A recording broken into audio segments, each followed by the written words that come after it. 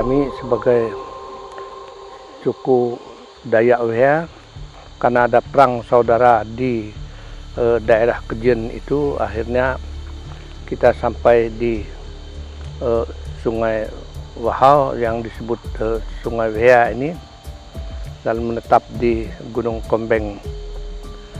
Kita pindah lagi ke Sungai Buluh di Sungai Pantun, kemudian beberapa tahun di situ akhirnya kita pindah ke desa yang sekarang Desa Naslabing, sebenarnya bermukim di situ, membuat kebun. Lalu datang orang Wehea yang lain bergabung dengan kita, lalu mendirikan kampung dengan nama Naslabing. Wehea atau Dayak Wehea merupakan salah satu masyarakat asli yang ada di Kalimantan Timur. Dayak Wehea ini termasuk dari kelompok grup besar Dayak Apokayan dari rumpun Kongkemul. Dayak Wehea ini saat ini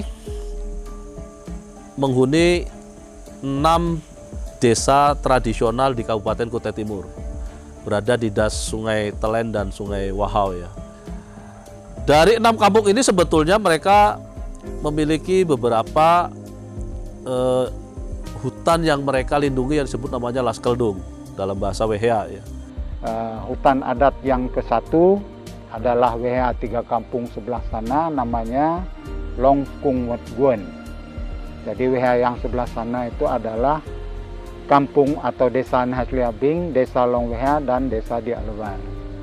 Sedangkan yang sebelah sini di Sungai Tlan, nama hutan adatnya adalah Tlan Longsu, dan luasannya Tlan Longsu adalah 100.000 hektar, dan itu secara komunal terbagi untuk 3 kampung: Kampung Benhas, Kampung Diaklai, dan Kampung Diabek. Untuk secara umum mata pencaharian masyarakat semenjak 2007 saya melihat itu masih bergelut di bidang pertanian ladang. Jadi untuk ketika saya melihat di desa Diaklai dan beberapa desa Wehea, pola penghidupannya mereka lebih ke arah berladang dan bukan bertani sawah. Saat ini melihat kehidupan masyarakat Wehea ini dengan aturan. Saya selaku pemerintahan desa juga melihat ini dilema buat kami. Di satu sisi ini merupakan kearifan lokal, bagian daripada masyarakat adat, cara hidup mereka. Tetapi di sisi peraturan ini yang sedikit terjadi pergesekan. Jadi selaku pemerintahan desa pun kami sering berkomunikasi dengan pihak-pihak terkait untuk memberikan sedikit kebijakan untuk masyarakat Wehea ini khususnya. Ketika membakar ladang, ketika belum diakui menjadi masyarakat adat, itu mereka bisa ditangkap. Tapi ketika mereka mendapatkan pengakuan masyarakat adat, itu mereka diperbolehkan untuk membakar ladang, walaupun hanya sekitar 2 hektar per kakak, itu menurut saya sudah cukup.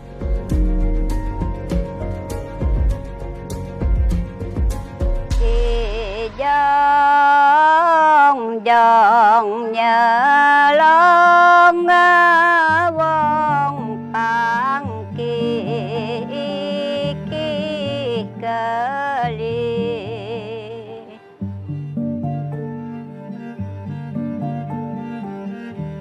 Saya sebagai kepala adat meresmikan daerah ini sebagai hutan lindung tahun 2004 bulan November. Sejak itu kita kenal hutan ini dengan hutan lindung Wehea. Lalu kita 2005 kita membentuk PM atau Petku Moe atau tim jaga hutan yang sebanyak 35 orang, terdiri dari orang tua, anak muda, dan anak-anak yang jaga hutan ini. Nama saya Lejo Bodang Langsong. Kalau di desa Benhas sendiri itu Dewan Adat Desa Benhas, terus di wilayah Kecamatan Merawahau ada 6 kampung Wehea sebagai kepala adat besar, mengarahkan semua kampung Wehea ini termasuk yang lain juga Pertama untuk menjaga seni dan budaya, yang kedua menjaga hutan, yaitu hutan adat. Peran kita untuk melestarikan, menjaga titipan dari leluhur nenek moyang kita untuk menjaga seni dan budaya. Budaya semacam adat istiadat yang kita laksanakan sebanyak dalam setahun itu dari pembukaan tanah sampai penutupan adalah 38 jenis ritual yang kita laksanakan setiap tahun. Yaitulah yang berlaku sampai saat ini. Walaupun dengan perjalanan kemajuan zaman ada sedikit yang berubah itu ini, tapi namun tetap kita masih melaksanakan seperti dahulu kala. Baik, perkenalkan, nama saya Yuntai Rambang. Sama ini saya dipercayakan menjadi kepala desa di Alai khususnya. Ya, harapan saya masyarakat WHA ini tetap berjalan seperti apa adanya. Namun dalam pengembangannya ketika ada kegiatan-kegiatan adalah kelebihan hak-hak yang dimiliki oleh masyarakat adat itu sendiri. Untuk hal-hal istimewa kami tidak inginkan yang terlalu muluk-muluk. Artinya bahwa WHA ini bagian dari masyarakat Indonesia, bagian dari NKRI. Dengan budaya yang dibanggakan Indonesia begitu banyak, budaya, kebinekaannya, bahasanya, budayanya, ini yang kita cari. Sementara WHA ini beberapa kali eksploitasi kegiatannya, tetapi masyarakat sendiri belum pernah diakui. Hutan adat diakui oleh dunia pun mengakui, tetapi masyarakatnya justru yang tidak diakui. Jadi ini yang timbul tanya-tanya besar kami, kenapa sih masyarakat WHA sendiri tidak bisa diakui oleh pemerintah? Nama saya Ahmad SCA, panggilan saya Among. Saya kerja di Padi Indonesia. Ya, kita bekerja untuk mitra pembangunan di Kaltim salah satunya dengan DPMD provinsi, dan juga kita lebih banyak kerja di masyarakat adat, advokasi dan lingkungan. Di Kalimantan Timur sendiri kan sudah ada Perda nomor 1 tahun 2015 ya. Sejak tahun itu baru ada 2 dan sudah ada tambahan 3. Nah, itu di Kubar, 2 di Pasir, 3 di Kubar, dan itu juga sedang proses. Sedang proses juga bahwa ini juga sedang ada proses bagaimana pengakuan yang lain. Ada 30 yang sedang dilakukan advokasi oleh DPMD provinsi dan teman-teman, itu yang sedang kami lakukan bersama DPMD. Jadi harapannya ke depan akan banyak lagi, tapi ini DPMD provinsi sedang membantu proses itu juga. Kenapa dilakukan itu? Jadi ini kan sebenarnya kewenangannya ada di daerah. Untuk pengakuan masyarakat adat, SK Bupati, itu kan lewatnya SK Bupati ya. Nah, itu kewenangannya daerah. Agar percepatan ini terjadi, maka DPMD provinsi membantu prosesnya untuk mempercepatan itu. Agar DPMD di daerah juga melakukan hal yang sama dengan panitianya. Waktu kunjungan kerja gubernur ke WHA dan Mio Baru, sebenarnya kan provinsi sudah bilang, gubernur sudah bilang kepada bupati untuk melakukan percepatan di WHA. Karena menurut saya WHA ini sudah keseluruhannya udah lengkap gitu menurut saya. Cuman masalahnya adalah tinggal di bagaimana. Sekarang ini kan kita coba untuk bagaimana 6 desa ini masing-masing mengajukan. Nah, daerah itulah yang akan melakukan percepatan pengakuan itu sendiri lewat bagaimana advokasi di provinsi yang membantu proses itu. Kalau melihat kondisi di WHA sendiri, masyarakat adatnya kan masih semua ya, aturan adat, sejarah, barang apa segala macam itu masih dilakukan. Ya, saya Ahmad Wijaya, saya dari Yayasan Bioma, sebuah LSM yang berkedudukan di Samarinda. Saya sendiri sebagai ketua sekaligus pendiri. Dan sekarang saya sebagai peneliti senior untuk bidang lingkungan, sumber daya alam, termasuk juga sosial kehutanan. Di dalam pelaksanaannya, FCPP itu menentukan kurang lebih ada 6,7 juta hektar hutan yang ada di Kalimantan Timur, baik di dalam maupun di luar kawasan hutan.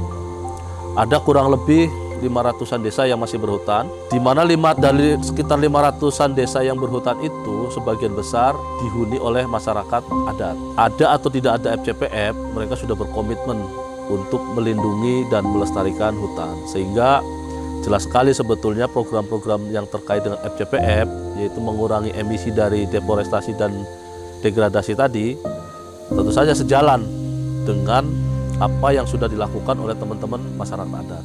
Kita sudah mencari jalan keluar seperti apa, karena di sana sini kita sudah mendengar bahwa orang-orang di luar sana di Kalimantan Utara, di Kalimantan Tengah, Kalimantan Barat punya hutan adat. Padahal kita sejak tahun 1955 secara adat kita sudah mengklaim ini semua. Gitu. Jadi termasuk wilayah adat. Wilayah adat WHA ini banyak sekali dan khusus yang di Sungai Klang ini 312.080 hektar. Maka kenapa masyarakat adat itu butuh sebuah pengakuan? Itu identitas. Ketika sudah diakui masyarakat adatnya, apa sih yang didapat gitu ya. Jadi ini ada dari pusat, ada dari provinsi, ada daerah, ada skema-skema lain yang ketika masyarakat adat diakui membantu masyarakat adat yang sudah mendapatkan pengakuan masyarakat adat itu. Jadi bukan hanya DPMD provinsi saja, tapi NGO, perusahaan, semua itu bisa membantu masyarakat adat ketika sudah dapat pengakuan. Karena ketika sudah diakui menjadi masyarakat adat, itu bisa saja setelah itu hutan adatnya yang diajukan untuk menjadi hutan adat. Jadi bukan hanya soal bagaimana diakui selesai, tidak. Tapi bagaimana setelah itu adalah masyarakat adat juga mendapatkan hak-haknya. Ya, di Kalimantan Timur ada lebih kurang 200 komunitas masyarakat hukum adat yang secara de facto mereka masih dikategorikan sebagai masyarakat hukum adat.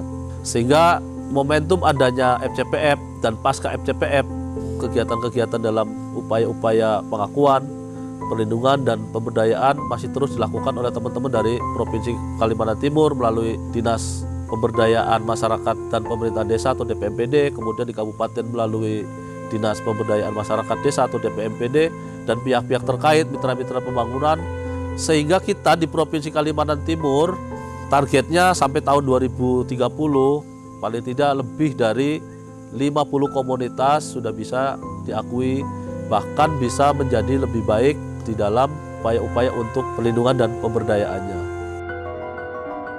Kami orang WHA mengharapkan bahwa kita masyarakat adat ini harus dapat pengakuan dari pemerintah. Kita bisa menjaga adat kita ini. Jadi diharapkan masyarakat WHA ini bisa dapat pengakuan masyarakat hukum adat dari pemerintah. Harapan kita, kami WHA ini 6 kampung untuk mendapatkan pengakuan. Kami mempertahankan adat istiadat, hutan adat kami pertahankan apapun yang terjadi ke depan.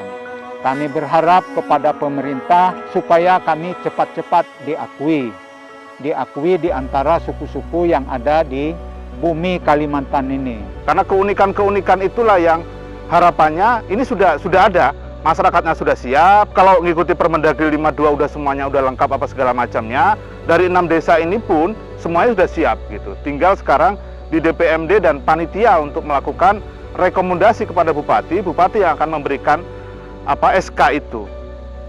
Ya, harapan saya bagi bupati tentu saja bagi saya perlu Pak Bupati bisa mempercepat atau menerbitkan SK masyarakat hukum adat yang luas.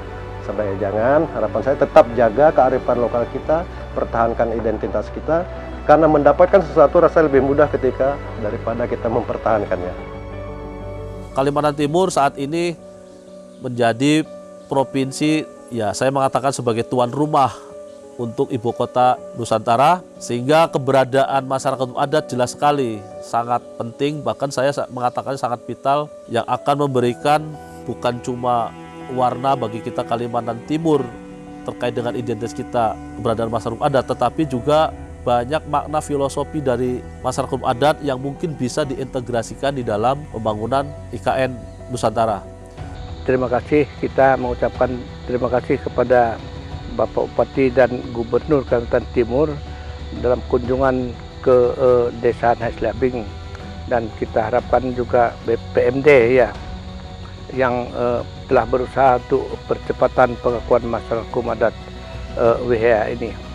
Ya, kami bersyukur seni dan budaya kami yaitu Bobjingya atau Lomplai sudah diangkat oleh pemerintah menjadi nasional. Nah, kami ucapan terima kasih saya atas nama Lembaga Adat WHA, Adat Besar WHA, 6 kampung di Kecamatan Muara Wahau mengucapkan terima kasih yang sebesar-besarnya. Termasuk Pak Bupati Pak Wakil Bupati, Pak Gubernur sudah berkunjung ke sini, dan terus DPMPD juga langsung terjun ke lapangan melihat hutan adat kami yang tersisa ini, yang kami masih pertahankan sampai saat ini. Kami ucapkan terima kasih yang sebesar-besarnya. Mudahan akhir tahun ini kami sudah dapat pengakuan. Karena hutan adat adalah sumber kehidupan kami orang Dayak. Di mana air itu, kalau hutan itu mengandung air di dalamnya, apabila hutan habis berarti air juga habis. Air adalah sumber kehidupan. Kita pakai minum, kita pakai masak, dan pakai nyuci, dan segala dan lain-lainnya.